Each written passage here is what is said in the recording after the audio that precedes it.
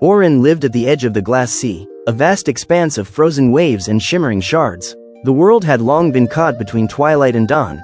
The sun cast fractured light across the frozen ocean, scattering prismatic reflections into the gray skies. Ships were trapped mid-sail, sails stiff as glass. The tide had solidified into rippling crystal. Silence ruled the shores. Even the wind seemed to hesitate before touching the brittle surface. Orin wandered among the wrecks. A young man with sharp, weathered features, sun-bleached hair streaked with ash and salt, and eyes the color of storm clouds. He scavenged the remains of lost vessels. His hands were scarred from chipping at glass hulls, his clothes patched countless times. Each morning, he rose from the fragile village built on driftwood piers and stepped onto the frozen waves, scanning the horizon for anything that could sustain life for another day. He had heard the stories, whispered through generations. The ocean once moved, carried ships far and wide, and beneath its waves, treasures slept, relics of a brighter age. Many had searched, none had returned. One dawn, the fractured sunlight struck a vessel at an odd angle, and a glimmer caught Orin's eye. Among the broken hull, buried beneath layers of crystal, he found it, a small, smooth orb of glass, etched with spiraling runes that pulsed faintly blue. He reached out, and as his fingers brushed its surface, the world shivered. A fine line of cracks spread across the frozen sea in every direction, as if the ocean itself had exhaled. The orb rolled slightly, stopping as though it waited. Orin knelt, lifted it, and felt a subtle warmth. The hum of life, faint but insistent, emanated from it. The world beyond the horizon seemed to shift. A faint shimmer beckoned him, invisible to all but the orb's light. He packed his few belongings and followed, the sphere pulsing like a heartbeat against his chest. Orin crossed the mirror plains, where the waves of glass rose and fell like frozen mountains. Each step echoed, a brittle crack under his boots. Beneath the surface, trapped creatures glimmered in suspended motion, fish mid-leap, birds mid-flight, whales mid-song. The orb glowed brighter when he drew near, guiding him past the sharp ridges and through narrow passages where the frozen glass threatened to slice his feet. At night, the sky fractured into prismatic patterns, casting fleeting rainbows across the endless sea. Orin lit a small fire, and the light shimmered across the frozen waves.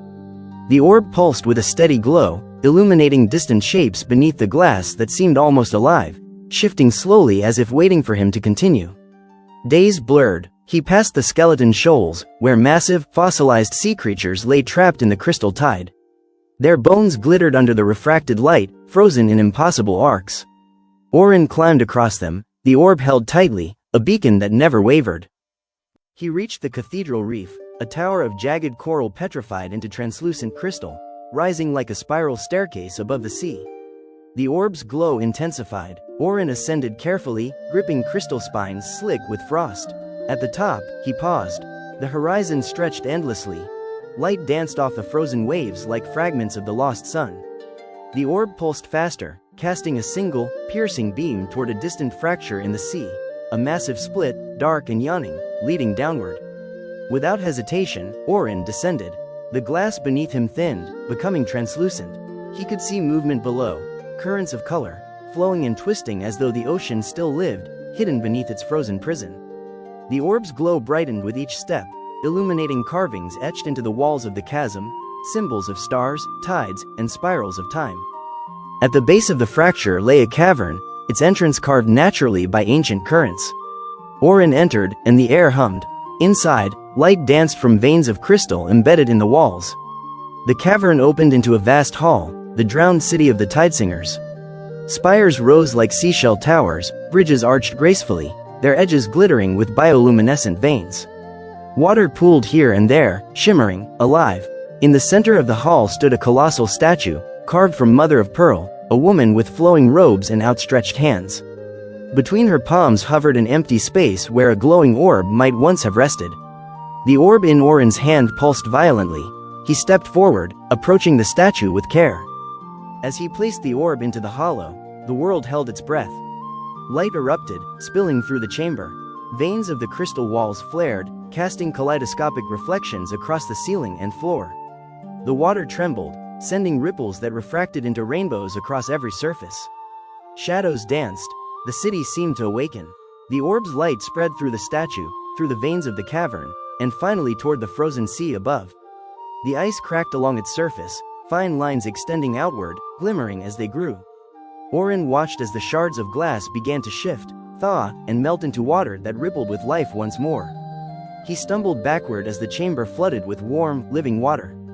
The currents carried him upward, rushing him through crystal corridors and out into the open sky above the sea. The waves, once frozen mid-motion, began to move freely, cresting and falling in rhythm with the wind. The horizon glimmered with dawn, golden light spilling across the newly liberated ocean. Orin surfaced, gasping, but he was unharmed. Around him, the sea had changed completely.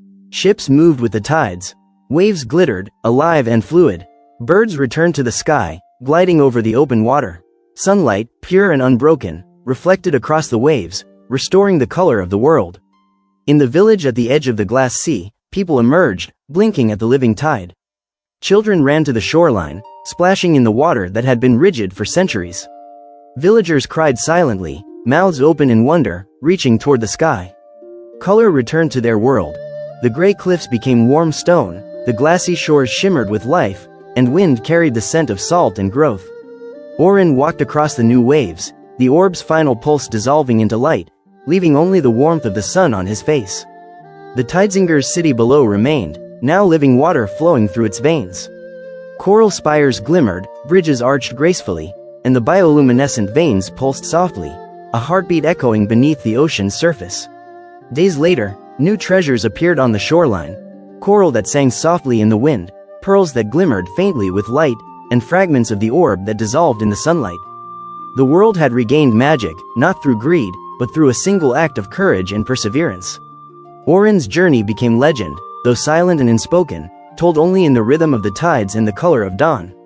At sunset, Orin stood on a small rise overlooking the open sea. Waves rolled freely, sunlight reflected across each crest, birds glided on the wind. He smiled faintly, exhausted but alive, knowing the world had been reborn and that he had played its part. He raised his arms once, as if embracing the horizon, and the sea reflected him, triumphant, free, and luminous. From the far horizon, a glimmer of the once-lost star pulsed faintly, a reminder that light had returned to a world that had almost forgotten it.